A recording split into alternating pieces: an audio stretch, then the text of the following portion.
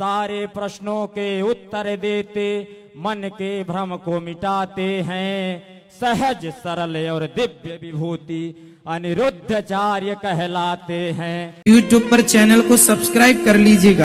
जय श्रीमन नारायण, जय श्री राधे।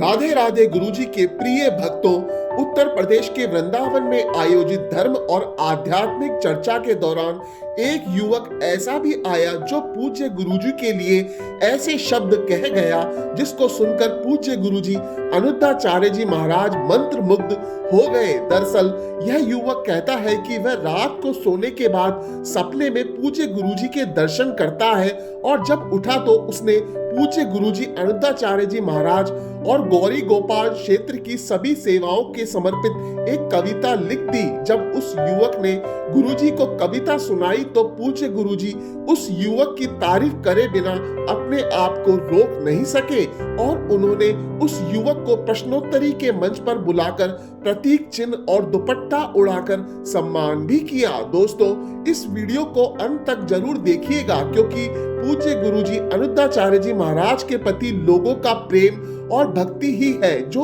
एक युवक को कवि बना देती है। दोस्तों, इस युवक की कविता को अंत तक जरूर सुनिएगा और ऐसे ही प्रश्नोत्तरी देखने के लिए हमारे चैनल को सब्सक्राइब जरूर करिएगा और हाँ, वीडियो को लाइक और शेयर करना ना भूलिएगा। राधे राधे। राधे राधे महाराज जी। जी मैं महाराज जी एक कविता सुनाना चाहता हूँ आपके लिए। कविता लिखा हूँ महाराज जी। जी। गौरी गोपाल की महिमा जग में महान है, दीन दुखी और वृद्ध माओं को मिला जहां सम्मान है। गौरी गोपाल की महिमा जग में न्यारी है, दीन दुखी और बेसहारा रहती मैया प्यारी हैं। प्रेम जगत में झूठ है, झूठ जगत की रीति, प्रेम करो माँ बाप से यही है सच्ची प्रीति। कृष्ण नाम की माला लेकर जिसने यह ललकारा है, सेवा करना मात पिता की पहला धर्म हमारा है। सुंदर। धन्य है वो पितु मातु जिन्होंने ऐसे पुत्र को जन्म दिया, वृद्ध माओं की सेवा करना जिसने ऐसा संकल्प लिया। साधु संत गरीबों को भोजन नित करवाते हैं, सहज सरल और दिव्य विभूति अनिरुद्धाचार्य कहलाते हैं। सहज सरल और दिव्य विभूति अनिरुद्धाचार्य कहलाते हैं। कथा रसिक और दिव्य प्रवक्ता प्रभु की महिमा गाते हैं। कथा रसिक और दिव्य प्रवक्ता प्रभु की महिमा गाते हैं। सहज सरल और दिव्य विभूति अनिरुद्धाचार्य कहलाते हैं। सहज सरल और दिव्य विभूति अनिरुद्धाचार्य कहलाते हैं। गौवंश की रक्षा खातिर गौशाला बनवाया है, वृंदावन में अनिरुद्ध बनकर श्याम स्वयं ही आया है। वृंदावन में अनिरुद्ध बनकर श्याम स्वयं ही आया है। गुरुकुल भी है महाराज का, वेद पुराण पढ़ाते हैं।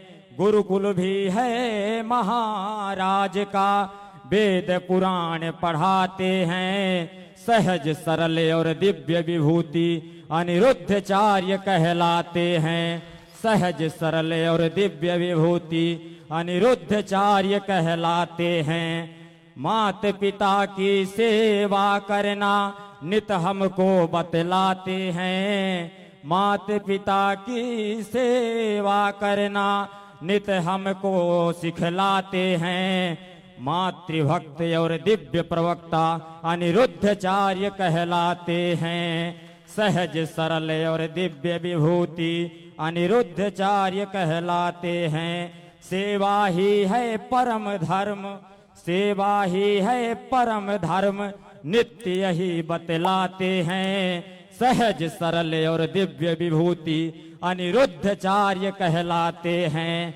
सहज सरल और दिव्य विभूति अनिरुद्धाचार्य कहलाते हैं। सारे प्रश्नों के उत्तर देते मन के भ्रम को मिटाते हैं। सारे प्रश्नों के उत्तर देते मन के भ्रम को मिटाते हैं। सहज सरल और दिव्य विभूति अनिरुद्धाचार्य कहलाते हैं।